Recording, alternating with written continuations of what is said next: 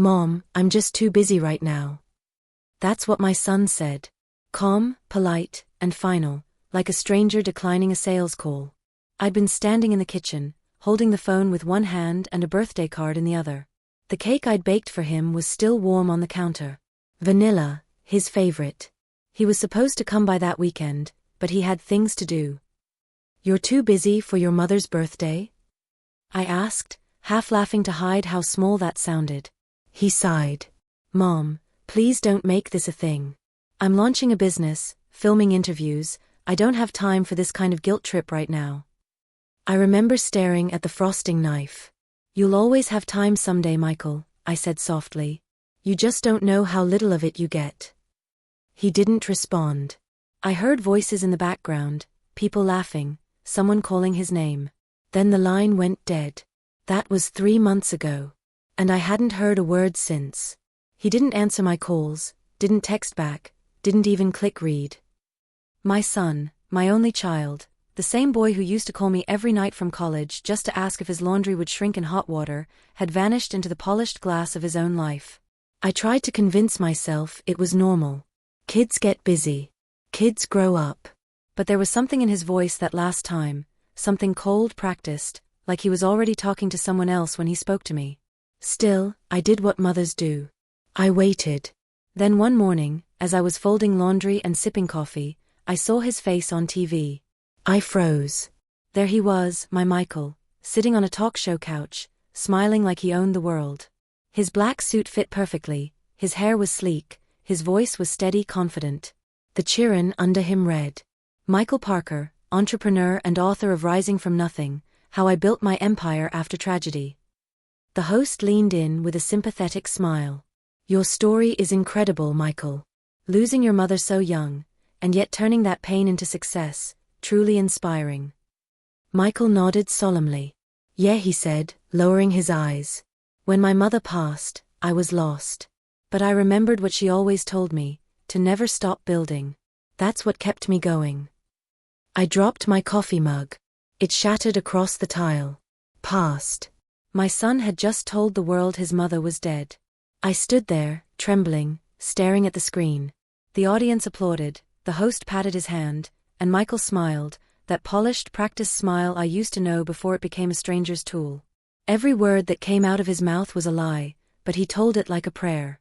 He talked about our tiny home in Ohio, we lived in Kansas, about how I worked 3 jobs to put him through school. I was a teacher, I worked one. He told them about the day I died of a heart condition, and how he found my letters after the funeral and used them as motivation to start his company. My letters. The ones I wrote him during college, the ones I signed "Love Always, Mom." He'd stolen my words. And my life. I sat down on the couch, shaking so badly I could hardly breathe. At the bottom of the screen, the network flashed his company name, Parker Industries Foundation for Grieving Families. There was even a website. His photo beside a candle, a quote that read, "In memory of my late mother, Evelyn Parker, who taught me strength through loss." I stared at that name, Evelyn Parker. My name. He hadn't even changed it. The betrayal cut so deep it didn't even feel real. My son, my own flesh, had declared me dead to sell a story. And not just to anyone. To the world. That night, I barely slept. I kept pacing the house, touching things that felt suddenly foreign, the framed photos on the wall, the quilt I made for his dorm bed, the stack of his childhood drawings I could never throw away. He turned me into a myth, a ghost who raised him, died early, and left him the moral currency to look noble on national television. For the next 2 days, I watched everything I could find, clips, interviews, even his social media. Every post was a tribute to me, his angel mother, his greatest loss. He'd built his brand on my death. And people adored him for it. Thousands of comments calling him strong, inspiring, a true success story. They donated to his foundation. They called him the man every mother would be proud of. Every time I read that line, something twisted in my chest. Proud. Would a mother be proud of a son who killed her on paper? I called his assistant. The number was easy to find on the company website. "Hi," I said, my voice steady only because anger held it there. "This is Evelyn Parker, Michael's mother. I'd like to speak with him." There was a long pause, then a quiet laugh. "Excuse me, ma'am?" "You heard me," I said. "Tell him his mother wants to talk." Another pause. Then, almost politely, "Ma'am, I don't know what kind of prank this is, but Mr. Parker's mother passed away 8 years ago." Click. They hung up. By then, something in me snapped. I wasn't going to beg for acknowledgement from my own child. But I wasn't going to let him bury me twice, either. I started digging, not in dirt this time, but in public records, social media posts, and charity filings. His foundation listed millions in donations, but only half of that money went to verified aid programs. The rest disappeared into operational expenses. I printed every document I found, every screenshot, every quote. The man who stood on that stage claiming to honor his mother's memory was stealing in her name. And if he wanted to make me a ghost, he'd soon learn how loud a ghost could be. I found my first opening 3 weeks later. He was scheduled to speak at a charity gala in Chicago, a night of remembrance, hosted by a network that streamed live. Tickets were $250 each. I bought one. The day of the event, I put on a navy dress, the one I wore to his college graduation. My hair, silver now, framed my face neatly. I applied lipstick for the first time in years. As I looked in the mirror, a thought hit me: he wouldn't even recognize me anymore. Maybe that was the point. The ballroom was grand: chandeliers, velvet curtains, a sea of polished people sipping wine. At the far end, a massive banner stretched across the wall, honoring Evelyn Parker, the heart behind the foundation. I nearly laughed out loud. There it was, my face. An old photo, taken when I was 38, smiling with Michael at a county fair. They'd printed it on a 10-foot canvas. I stood under it for a long moment, staring at my younger self, at the woman who had no idea she'd be eulogized by her own son for profit. When Michael walked on stage, the applause was deafening. He began his speech with the same line I'd heard on TV. "When my mother died, I thought my world ended." But this time, he didn't get to finish. Because I stood up. Every head turned. He froze when he saw me, his mouth falling open, his color draining. For one instant, I saw the boy I used to know, scared and small. "Your mother's dead?" I said, loud enough for the microphones to catch it. "Then who am I?" The room went silent. The cameras turned toward me. The host stammered. Guests murmured. Michael's hand trembled on the microphone. This must be some misunderstanding," he stuttered. "Oh, I think there's been one for a long time," I said, walking closer. "You killed me, Michael. Not in body, but in story. And you sold my grave to fund your life." He tried to reach for me, but I stepped back. "You said I died of a heart attack?" "You were right. Watching this nearly gave me one." The audience gasped. And for the first time, Michael Parker, America's favorite son, didn't have a single word left to say. As security approached, someone whispered to a cameraman, "Keep rolling." Good, I thought. Let them film this. Let them see what happens when the dead refuse to stay quiet. Because this wasn't over. Not by a long shot.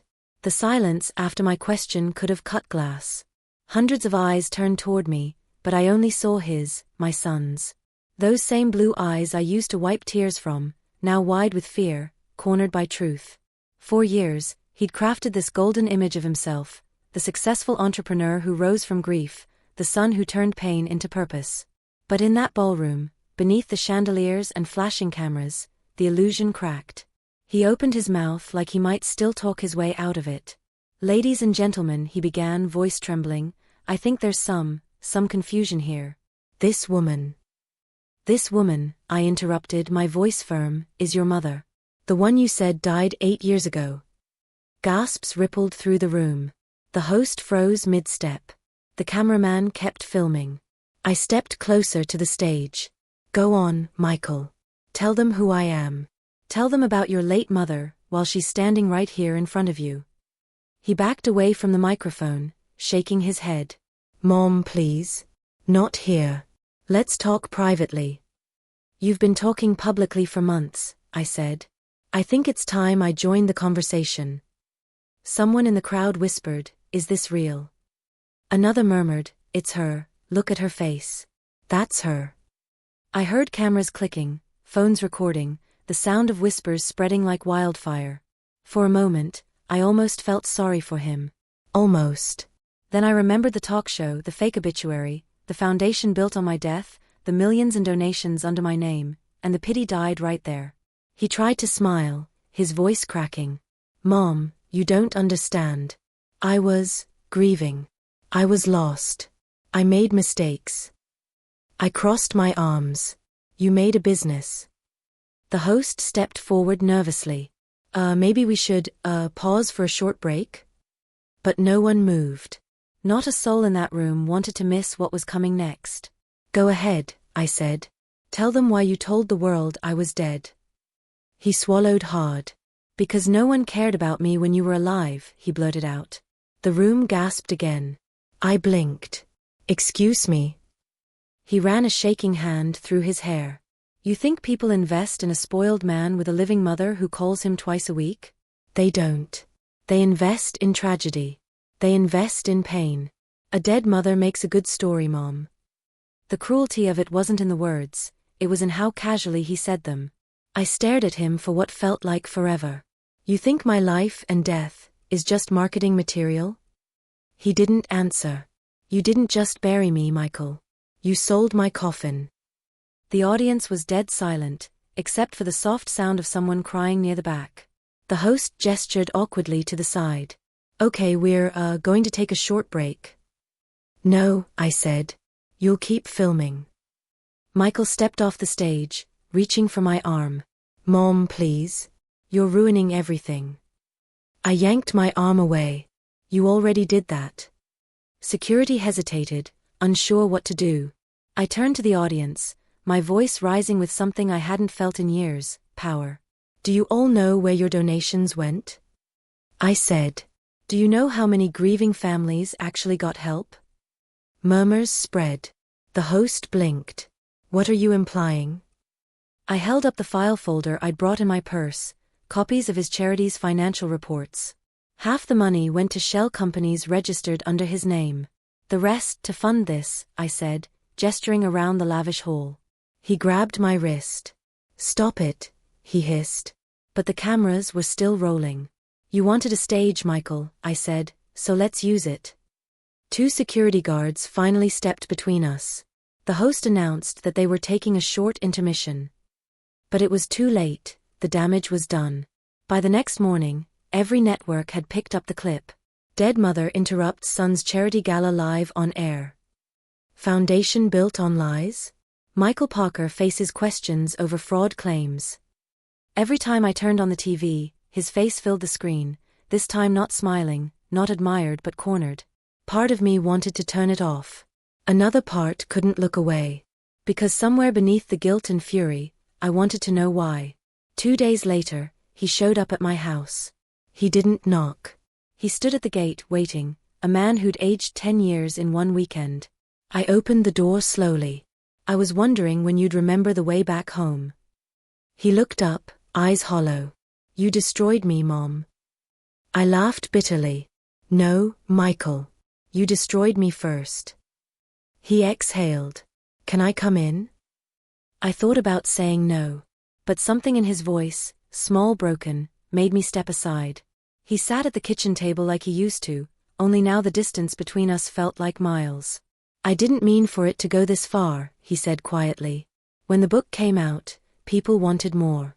They wanted tragedy. I told one lie, and then another. The foundation was supposed to help people, Mom. It started as that. Then it just got bigger than me. Bigger than you, I repeated. So big you forgot who you were lying about. He looked down. You were never supposed to find out. Oh, don't worry, I said. The whole country found out. He rubbed his face, sighing. I'll fix it.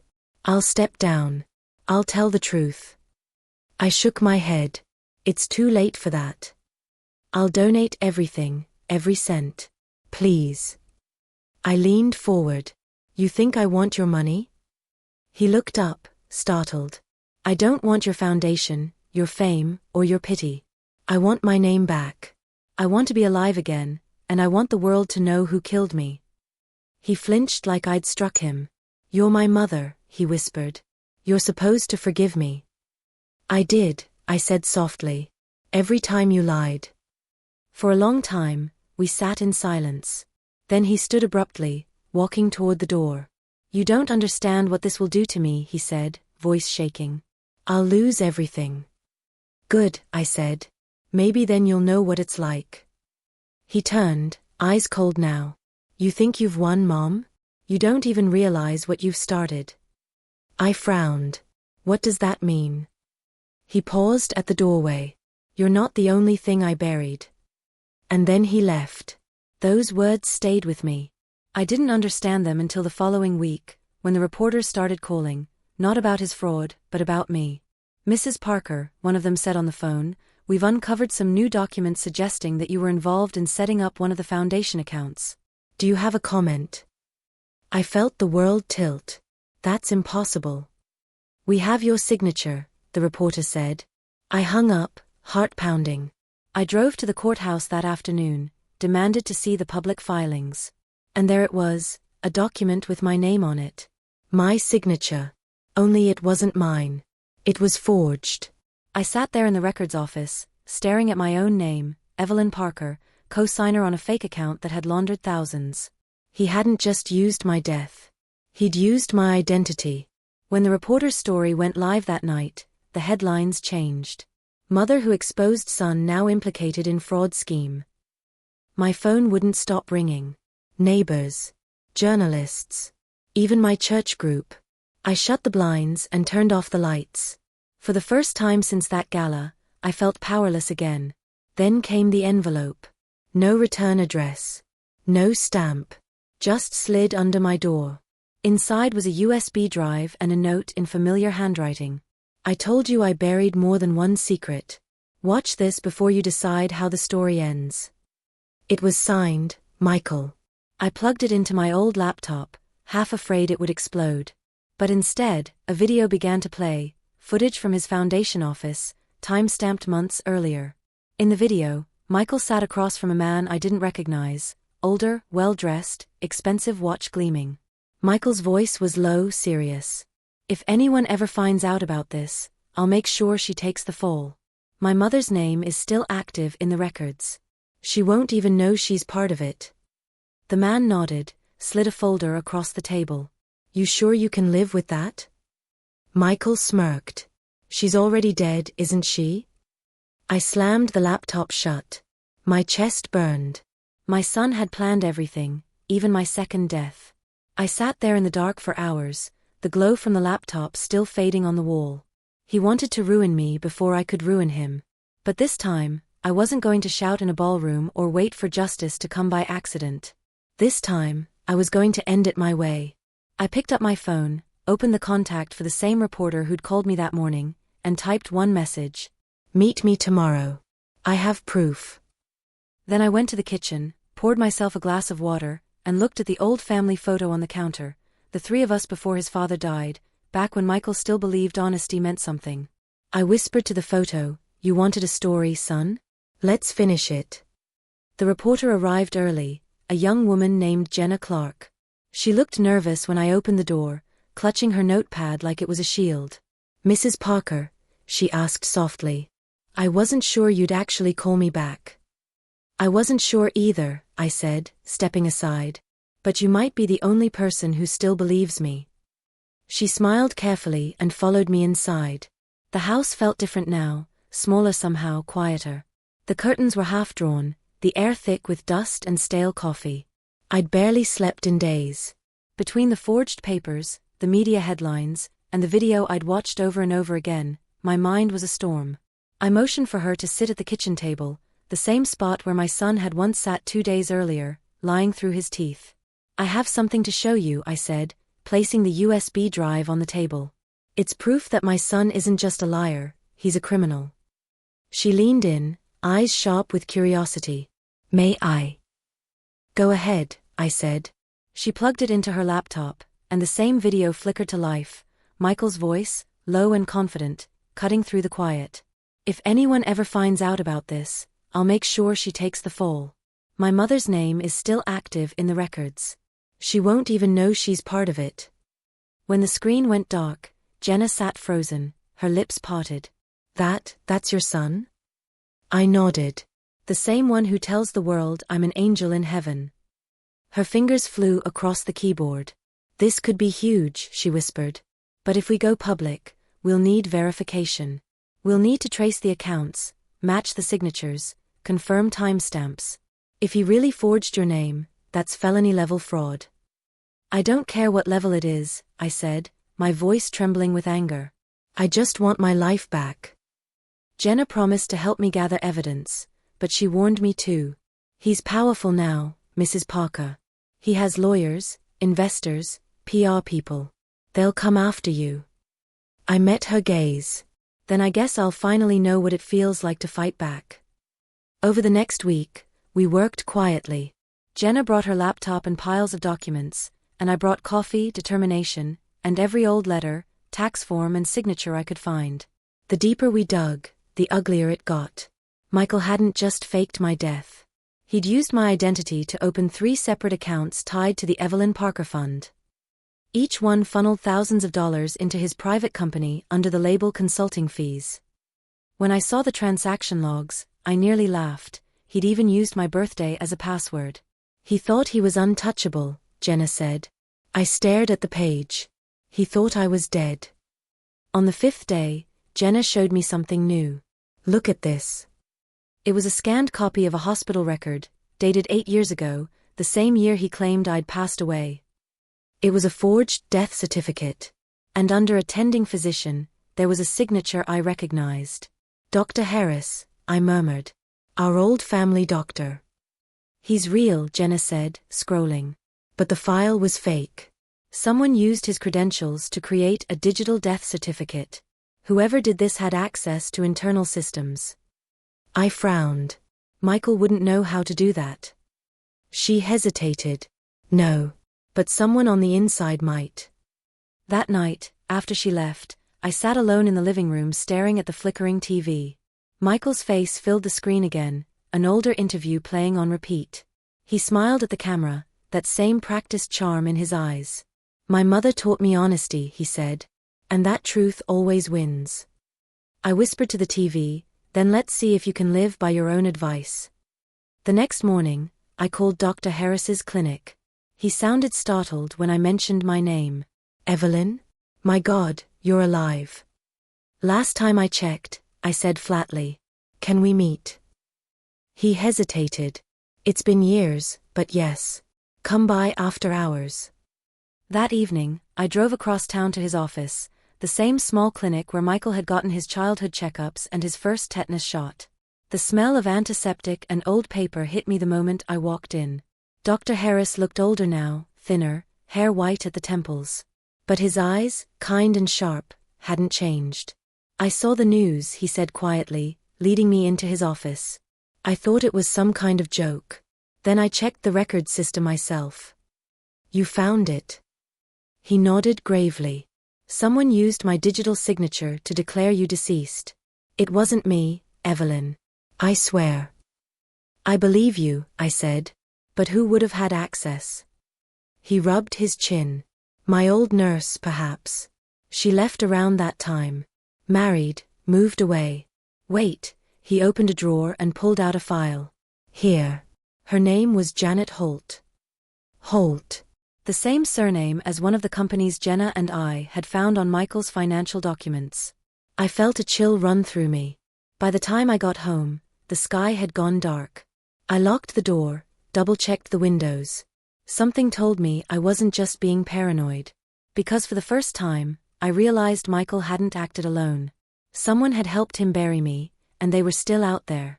The next day, Jenna called. I traced one of the shell companies.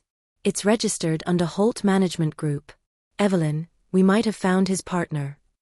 I gripped the phone tighter. Janet Holt. You know her. She used to work for our doctor. There was silence on the line. Then Jenna said, I think we just found the missing piece. We decided to meet that evening to compile everything, the forged certificate, the bank transfers, the video confession. Jenna was going to bring a contact from her station who specialized in investigative reporting. But she never made it. At 6:30, I got a text from an unknown number. You're making a mistake. Walk away. No name. Just that. At 7 o'clock, Jenna still hadn't arrived. I called her 3 times. No answer. I tried to tell myself she'd gotten stuck in traffic. But something deep inside whispered otherwise. At 7:45, I saw headlights sweep across my driveway. A black car pulled up, engine idling. I stepped behind the curtain, peering out. The driver door opened, and Michael stepped out. He looked different this time, not the polished version from TV, but something darker. His suit was gone, replaced by a leather jacket, jeans, and exhaustion. He stood at my door, hesitating, then knocked. I didn't move. He knocked again. Louder. Mom, I know you're in there. I finally opened the door a crack. Where's Jenna? He blinked. Who? The reporter. He shook his head. I have no idea. But you need to stop this before someone gets hurt. I stared at him. Someone already did. He sighed, looking down. You think I wanted this? You think I meant to drag you into something like this? Drag me into it? I hissed. You buried me, Michael. I had no choice, he shouted. Then quieter, you don't understand who's behind this. He stepped closer, lowering his voice. You shouldn't have gone to Dr. Harris. Or Jenna. They're watching you now. Who? He hesitated, glancing toward the car. People who don't care if you're my mother or not. I crossed my arms. And you expect me to believe you're trying to protect me now? His voice cracked. I'm trying to fix it before they fix you. I felt my blood run cold. Please, he said, eyes desperate. Let me handle it. I took a step back. You've handled enough. Then I slammed the door. I stayed by the window until his car pulled away. Only when the headlights disappeared did I finally breathe again. That night, I packed a small bag, the essentials, the evidence, and the USB. I wasn't going to wait for whatever came next. If Michael was afraid, that meant the truth was close. And if the people behind him thought I was going to back down, they didn't know the kind of mother they were dealing with. Before I left the house, I opened my laptop one last time. The screen glowed faintly in the dark. I began typing an email to Jenna's news director, attaching every file we had collected. If something happens to me, release this. Then I hit send.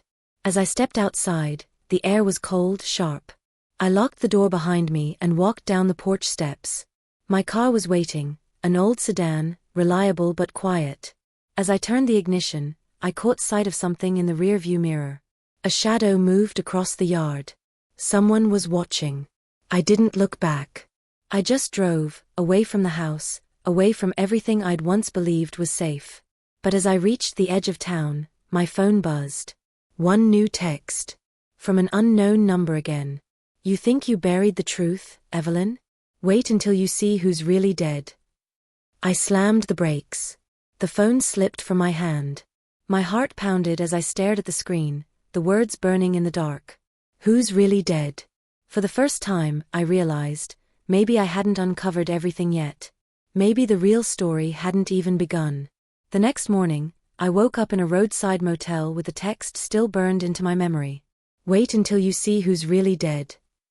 The phone screen sat beside me on the nightstand, black and harmless in the daylight. But every time I looked at it, my chest tightened. I didn't know what it meant, or who had sent it, but the words had weight. Something inside me whispered that the story wasn't just about Michael anymore. I sat at the small desk, the motel coffee bitter and lukewarm. My laptop hummed softly. I opened my email, and froze. A new message had arrived overnight. No subject line, no sender name. Just one sentence. If you want to know the truth, meet me tonight. 9 p.m. at the old freight yard off Highway 12. Attached was a photo, a close-up of Jenna's necklace. The same silver chain with the tiny pendant she always wore. My hands trembled on the keyboard. Whoever sent that message knew where she was. And they wanted me next. I almost called the police. I even picked up the phone and started to dial, but stopped halfway through. If I called, they'd ask questions I couldn't answer. They'd ask about the fake death certificate, the fraud, the forged signature, all things that, on paper, made me look guilty. And Michael had made sure that paper trail was thick. If I wanted to prove my innocence and uncover what really happened to Jenna, I had to go myself. At sunset, I drove toward the freight yard. The sky was blood orange, the air heavy with the smell of metal and dust. The old train depot had been abandoned for years, its rusted gates covered in graffiti. I parked near a broken fence and stepped out, pulling my cardigan tighter. The only sound was the hum of insects and the distant creak of an old sign swaying in the wind. My phone buzzed. Inside the storage building. Come alone. I swallowed hard, pocketed the phone, and walked toward the warehouse. The interior was vast and dark, lit only by streaks of moonlight through broken panels. My shoes echoed on the concrete. Hello? I called out. No answer. Then, a flicker of movement near the far wall. A woman stepped from the shadows. Mid-50s, blonde hair cut short, pale skin, sharp features. She wore a dark coat and gloves. I was wondering if you'd come, she said. I recognized her instantly, from the photo Dr. Harris had shown me. Janet Holt, I whispered. She smiled faintly. So you remember me? For a moment, I couldn't speak. You helped my son fake my death, I finally said. Janet didn't deny it. I filed the certificate, yes. But only because he said it was temporary, a way to move money safely while the company transitioned. He promised he'd undo it. But he didn't. And now he's afraid. Afraid of what? She glanced toward the dark corners of the warehouse. You have no idea who he's dealing with. I'm listening, I said quietly. She sighed, pulling a small folder from her coat. Michael wasn't the mastermind, Evelyn. He's smart, but not that smart. He got caught up in something bigger, an investment network laundering money through fake charities. The man behind it used your story as cover because it looked honest. You were the perfect saint, a dead mother, a grieving son. No one questions grief. I stared at her, my throat dry. Who's behind it? Janet hesitated. A man named Thomas Hale. He funds media projects, political campaigns, foundations like your son's. I only met him once, but I'll never forget him. He's dangerous. The name meant nothing to me, but the fear in her eyes meant everything. Why are you telling me this? I asked. Because he doesn't trust your son anymore, she said. And when people outlive their usefulness, they disappear. Before I could respond, headlights flared through the broken windows. 2 black SUVs rolled into the yard, engines rumbling. Janet's expression changed. You weren't followed, were you? I turned toward her, panicked. No, I came alone. She grabbed my arm. They found us. Run. We sprinted toward the back exit as doors slammed and voices shouted. The clang of boots echoed through the warehouse. Janet pushed me behind a stack of crates. Stay down, she hissed. Through the shadows, I saw 2 men enter, both in dark coats, armed. One held up a flashlight. Search everywhere, one of them ordered. The boss wants the files and the woman. Janet pulled a small flash drive from her coat and shoved it into my hand. If I don't make it out, take this to the press. It has everything, Hale, the shell companies, the bank transfers. Proof. What about you? I whispered. She gave me a small, sad smile. I made my choices, Evelyn. Maybe this is how I make them right. Before I could answer, she darted out from behind the crates, shouting, Over here. The men turned immediately. One fired. The gunshot cracked like thunder. Janet fell. I clamped a hand over my mouth, tears burning my eyes.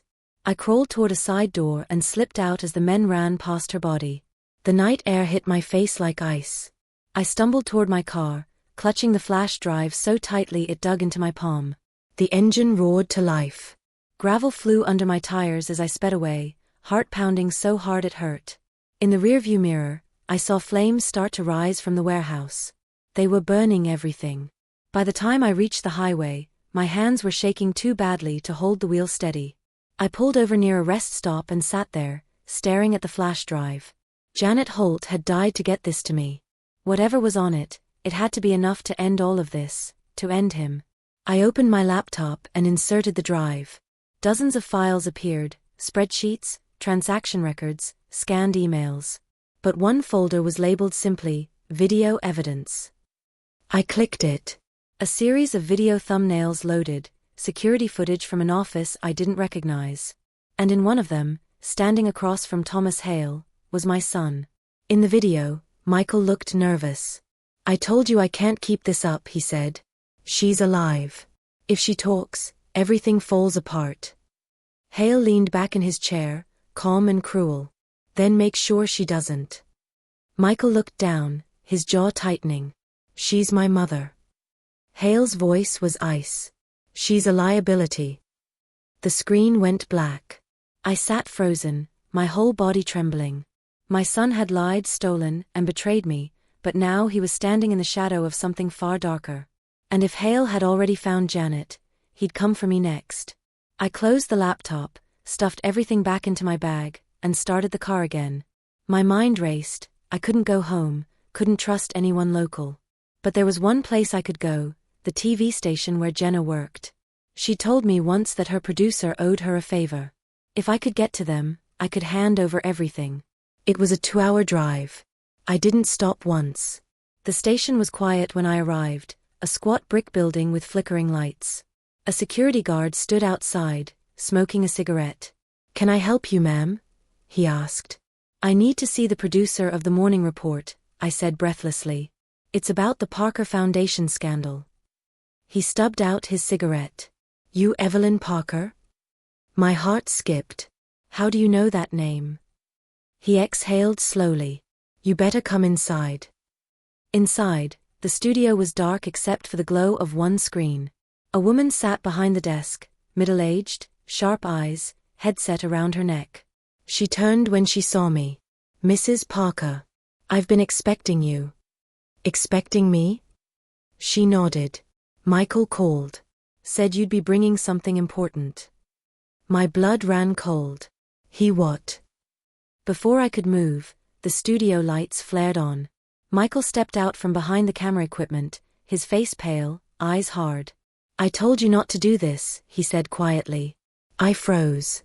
"You killed her." He blinked. "Who?" "Janet Holt." His voice cracked. "No, Mom. I swear I didn't." "Then who did?"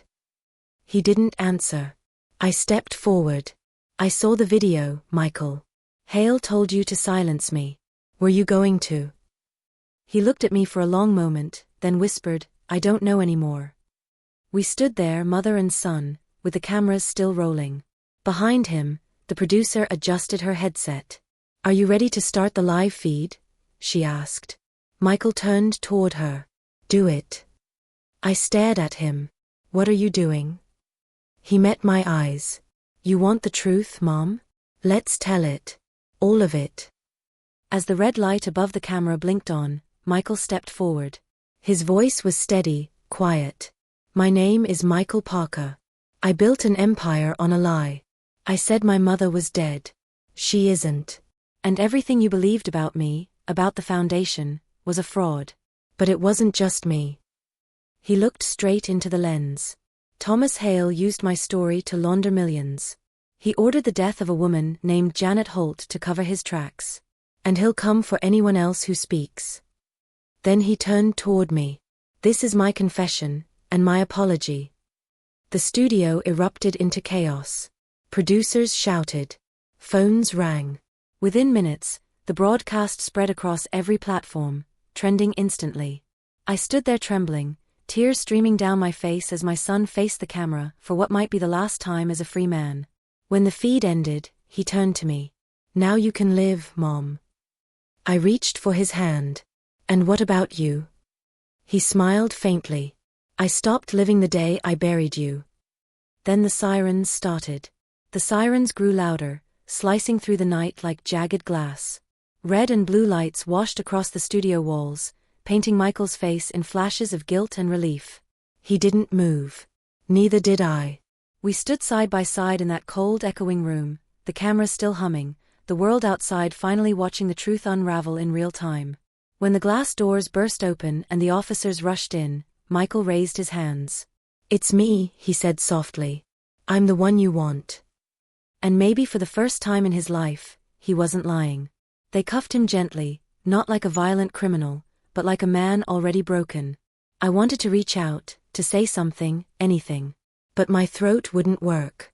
He turned his head just enough for our eyes to meet. "Thank you," he whispered. And then they led him out. By the time the studio cleared, the adrenaline drained out of me, leaving only exhaustion. The producer, still pale and trembling, approached. We broadcast the whole thing live," she said. "Every word. It's everywhere." I nodded numbly. Outside, reporters swarmed the parking lot, shouting my name, waving microphones. I didn't answer any of them. I just walked to my car, the cold air biting at my face, my hands shaking around the keys. When I finally got inside, I let out a sound I didn't recognize, part sob, part laughter, part disbelief. After everything, the lies, the betrayals, the funerals and fake deaths, the truth was finally out. But it didn't feel like victory. It felt like aftermath. The next few days blurred together: interviews, police statements, federal investigators asking about the foundation, reporters calling from networks I'd never heard of. Thomas Hale's name exploded across the news. Business tycoon arrested in charity fraud scheme. Millions laundered through fake foundation built on false death. They raided his offices in 3 states. They froze accounts, seized assets, arrested executives. And in every report, they used one image over and over again, the footage of me standing beside my son in the studio, his hand resting briefly on mine before the police took him away. They called it the confession that shook America.